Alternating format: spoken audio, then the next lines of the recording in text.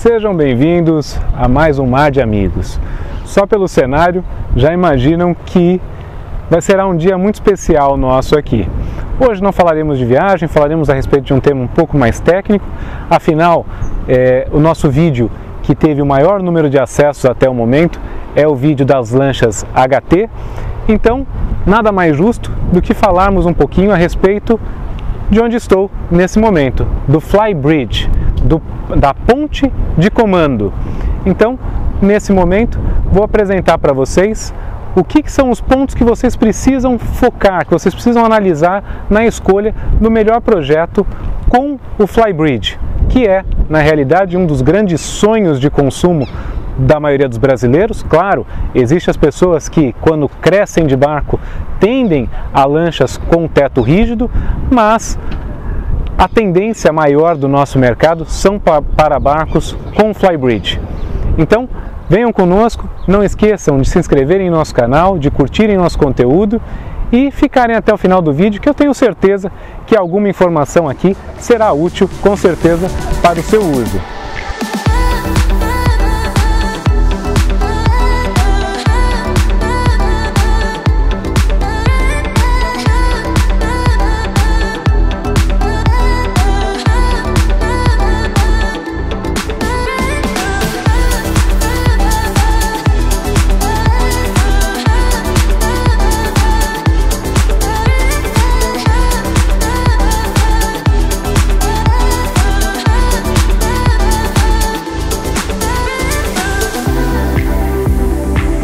Bom, agora aqui já na posição de pilotagem, falarei para vocês o primeiro item, e para mim é o essencial, é a premissa básica de tudo quando nós falamos de uma embarcação.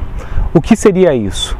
A navegação, a navegabilidade dessa embarcação. Ou seja, qualquer barco que você tenha o Flybridge, você obrigatoriamente já está deslocando o centro de gravidade deste projeto. Então a lancha precisa ter métricas para isso. Ela não pode ser um barco com uma boca muito estreita, porque eu começarei a ter uma movimentação lateral. Ou de repente até mesmo um barco com uma distribuição de peso errada, aonde eu começo a ter uma navegação do barco empopada. Claro que existem várias outras métricas que envolvem a questão do projeto, mas esta é uma preocupação que toda pessoa que buscar um barco com Flybridge deve ter. A lancha deve navegar bem. E claro, né? Para que disso? Para me acrescentar os pontos positivos de estar num Flybridge. E aí nós entramos no nosso segundo item, que é a visibilidade. Visibilidade, a posição de comando, porque isso é essencial também. Quando eu venho para um Flybridge, eu começo a ter eu tenho mais controle, eu consigo ter mais visibilidade, eu consigo ver as duas laterais da embarcação. Num projeto como esse que nós estamos aqui agora, eu consigo ver até a âncora da embarcação, então eu consigo acioná-la aqui do Fly sozinho, sem precisar de um apoio. E a mesma coisa para puxá-la, eu sei o ponto que ela chegou, se ela está virada ou não. Então a visibilidade é fantástica. Tanto é que vocês vão observar que lanchas com Fly, muitas vezes as pessoas acabam pilotando de cima, mesmo numa situação de chuva, uma situação de mar ruim ou uma situação desconfortável, exatamente por conta disso, da visibilidade. E aí, quando nós falamos da visibilidade, nós temos o posto de comando. Por quê? O posto de comando ele tem que ficar o mais à frente da embarcação, o mais à proa da embarcação possível, tá? Para que disso? Exatamente porque o barco ele tende a estar se deslocando para frente, e para frente é exatamente onde eu terei a minha maior visibilidade na embarcação. E não saindo da posição de comando, nós já temos agora o nosso terceiro item, que seria o quê? A posição, o ângulo do nosso painel. Por quê? Dependendo, a gente tende a sair na parte náutica em dias ensolarados, em dias quentes.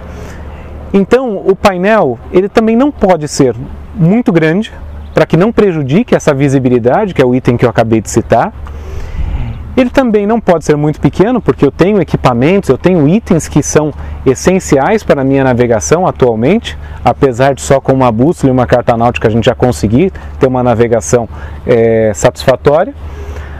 Agora, o ângulo do painel é uma coisa extremamente importante também. Por quê? Dependendo a claridade, a fonte de luz, se o painel ele for muito angulado, eu tendo a ter reflexo nos meus equipamentos. Por mais que eles sejam os mais modernos possíveis, com telas anti-reflexo, lembrem-se que nós estamos num ambiente extremamente ensolarado, num ambiente extremamente aberto, ou seja, eu vou ter reflexo. Então ela precisa ter o ângulo correto para que, na hora da navegação, eu consiga bater os olhos e consiga ver os meus equipamentos, consiga ver RPM de motor, parte de combustível, ter acesso a cartas de navegação. Então eu tenho que ter as informações à mão e com uma boa visibilidade também. E agora o quarto item, mas não menos importante, mas talvez que as pessoas não se atentem tanto, é a parte da cobertura. Por que disso? Pelo nosso clima, é algo que é essencial. De novo, nós saímos em dias ensolarados, em dias quentes. Então, a maioria das pessoas que vão navegar a bordo, elas gostam de ficar na sombra.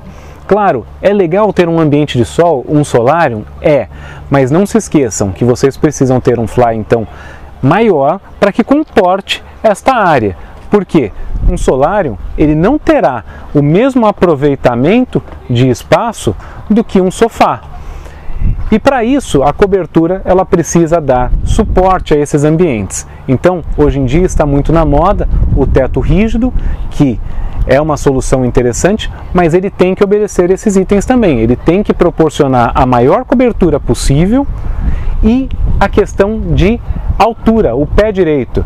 Aqui nesse caso eu tenho 1,80 m e reparem o pé direito que eu tenho em todo o fly. Eu consigo me movimentar. Por que disso? É normal, as pessoas estarão utilizando a embarcação e ninguém fica parado durante a navegação. As pessoas se locomovem, vão mexer aqui na parte de pia, pegar uma bebida, então é normal servir alguém, então não pode ser algo que me incomode dentro da minha utilização.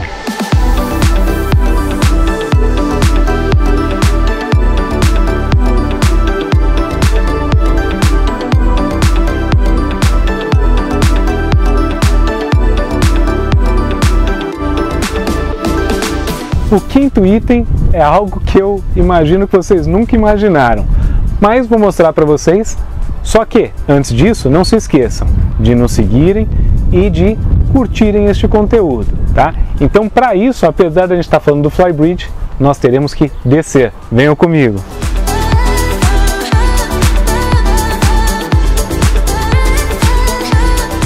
Então, aqui já na parte de baixo da embarcação, na praça de popa, nós falaremos a respeito exatamente disso que eu acabei de fazer, do acesso.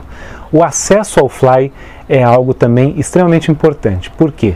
Em uma manobra eu tenho que jogar um cabo, eu preciso colocar uma defensa, ou até mesmo, dependendo das pessoas que estiverem a bordo da embarcação, é muito mais fácil para acessarem este ambiente.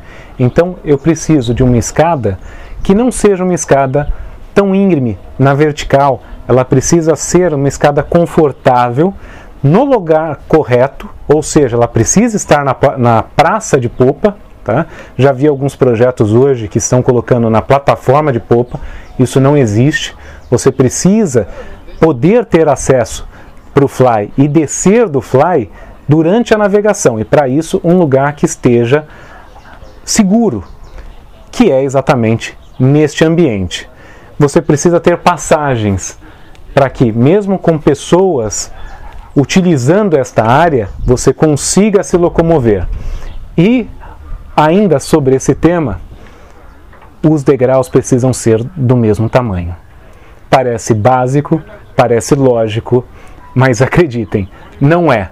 E isso causa uma confusão mental gigantesca, porque se você tem degraus de tamanhos diferentes ou com espaçamentos diferentes, você tende também a ter uma possibilidade de um acidente muito maior.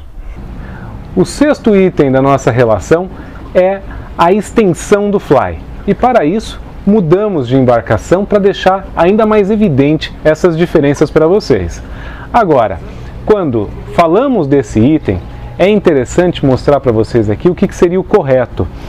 O final do fly, dentro do projeto que seria um projeto ótimo, ele tem que se estender até o final, a última posição do assento da praça de popa. Então reparem que nessa lancha nós temos aqui um ângulo reto que segue desde o final do fly até a última posição do assento. Para que isso? Porque a partir desse momento eu consigo ampliar o meu espaçamento no fly, eu consigo ter uma área maior no fly. Agora, reparem que para fazê-lo dentro de um projeto correto, nós não podemos ter aquelas estruturas de popa, que em alguns barcos até nós apelidamos de forma carinhosa como os polydance, né, que são as duas laterais, aqueles ferros que servem de sustentação para o fly. Mas, quando nós temos um projeto bem feito, bem planejado da parte de engenharia, vocês reparam que não há a necessidade de tê-los. E qual que é a diferença que faz não ter essas estruturas? Bom, é total. Primeiro porque nós vamos navegar em lugares maravilhosos, com clima maravilhoso, como já foi citado. Então, a partir do momento que eu tenho estruturas verticais nesse ambiente, eu tendo também a prejudicar a minha visibilidade. Outra coisa, na parte funcional, em algum momento eu tenho que jogar um cabo, eu tenho que dar um suporte para alguém que está na popa da embarcação. Então, sempre que eu tenho uma estrutura, ela me causa um certo desconforto dentro da embarcação. Quando nós falamos desse ângulo do fly, reparem também que facilita quando nós falamos do fechamento de popa. Esses barcos nós conseguimos fechá-lo aqui na totalidade e mesmo num dia chuvoso, em um ambiente onde não esteja tão agradável, as pessoas conseguem usar esse ambiente em sua totalidade. Ainda tratando sobre este assunto, podemos ainda citar a questão do stowbag, que seria, stowbag é uma marca, mas que na realidade seria o toldo de popa. E aí eu vou mostrar para vocês aqui o diferencial, porque quando eu estendo o fly o máximo possível, eu também consigo ter o stowbag na extremidade da embarcação. E com isso eu terei a maior área de sombra possível, fazendo o meu churrasco na sombra. Então aqui, reparem que com o stowbag, ele nem está totalmente aberto, mas por estar na extremidade, olha a área de sombra que ele me proporciona. Lembrando que este ambiente, na maioria das lanchas, é o local onde nós faríamos o churrasco. Então eu consigo fazê-lo totalmente na sombra. E até utilizando esse ambiente como uma prainha, ele funciona muito bem. E tudo isso proporcionado pela Fly.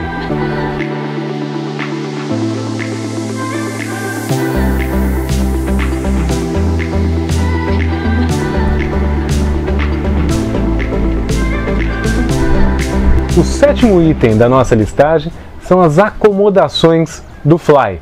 E para isso nós não podemos perder as nossas outras premissas, que são a parte de passagem a bordo, o deslocamento nosso, a acomodação das pessoas, a otimização desse projeto. Lembrando que as pessoas não ficam sentadas, então eu preciso conseguir me locomover com tranquilidade. Lembrem-se também que quando nós falamos a respeito de flybridge, há uma divisão de espaço. Então, normalmente, há pessoas na parte de baixo e há pessoas também na parte de cima.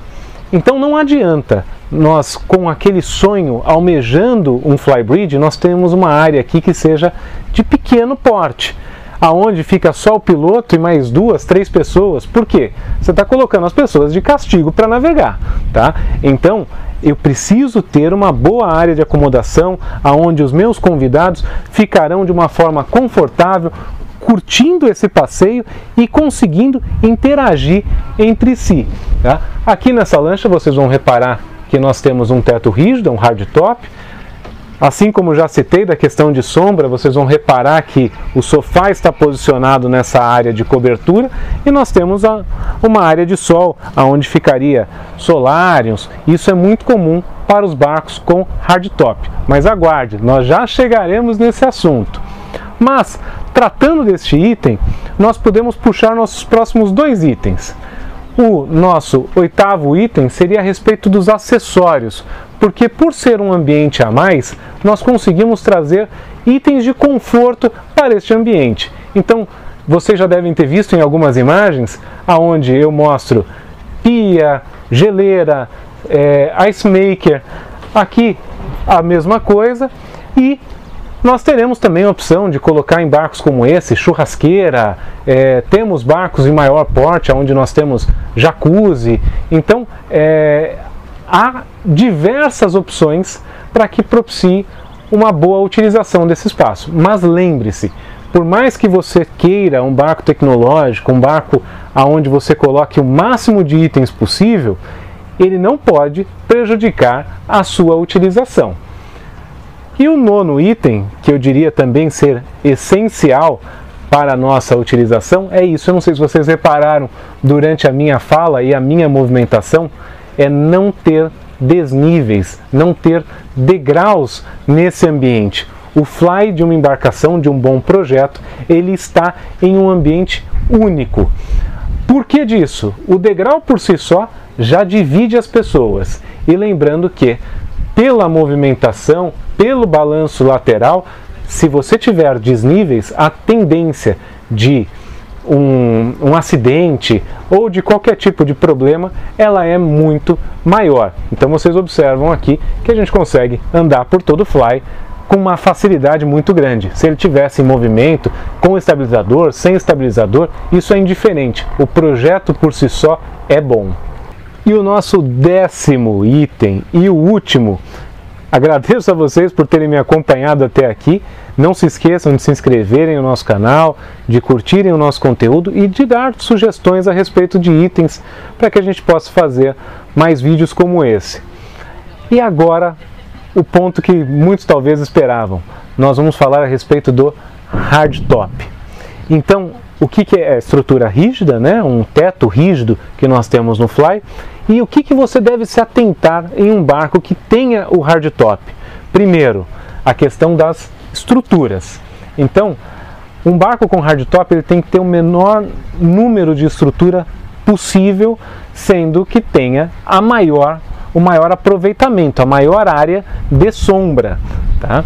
Então, por que disso? Novamente, movimentação, visibilidade. Então, estrutura a bordo, ela é sempre ruim quando nós pensamos a respeito de um projeto, do que seria um projeto ótimo. Então, aonde elas estão posicionadas, neste caso aqui em específico, elas não atrapalham a minha utilização. Outro item interessante a respeito do teto é a parte de engenharia. Por que disso? O teto, vocês têm que lembrar que no barco a gente briga contra a parte de peso. Então, eu tenho que ter o menor peso possível para que eu tenha também a menor estrutura possível, com que o barco trabalhe de forma única e que me propicie segurança em qualquer condição de navegação, com ventos fortes, com ondulações laterais, para que ele trabalhe de uma forma única. E um outro item que eu confesso para vocês que eu acho muito bonito, mas é até talvez uma dica, o que tem saído hoje na indústria são tetos fechados como este. Vocês vão reparar que a maioria das marcas elas têm a opção do teto com abertura central, até de forma elétrica, é muito bonito. Há opções com vidro. Todavia, assim, nós temos que pensar na parte de utilização. E na parte de utilização, quando eu tenho abertura, eu tenho um nível maior de ruídos na embarcação durante a navegação, e a maioria das pessoas não utiliza. Por quê? Por conta da exposição solar. No caso da exposição solar, ela é em excesso. Então vocês vão observar que a maioria dos barcos que tem aquela abertura de teto, nunca usam, sempre ficam fechados. E o caso do vidro Aí é uma outra preocupação que eu tenho. Muitos de vocês que estão nos assistindo aqui já tiveram acesso a carros com teto solar e vocês sabem que com a exposição do sol ela se amplifica com a questão dos vidros. Lembrem-se, é quente, precisa estar ventilado e quando você para, talvez seja um pouco incômodo. Então, hoje uma tendência de mercado são os tetos fechados. Tá? Pessoal, só tenho a agradecer vocês por terem me acompanhado até aqui. Obrigado por mais um vídeo aqui conosco. Espero que tenham gostado e não se esqueçam, navegar é saudável, navegar é preciso. Até a próxima!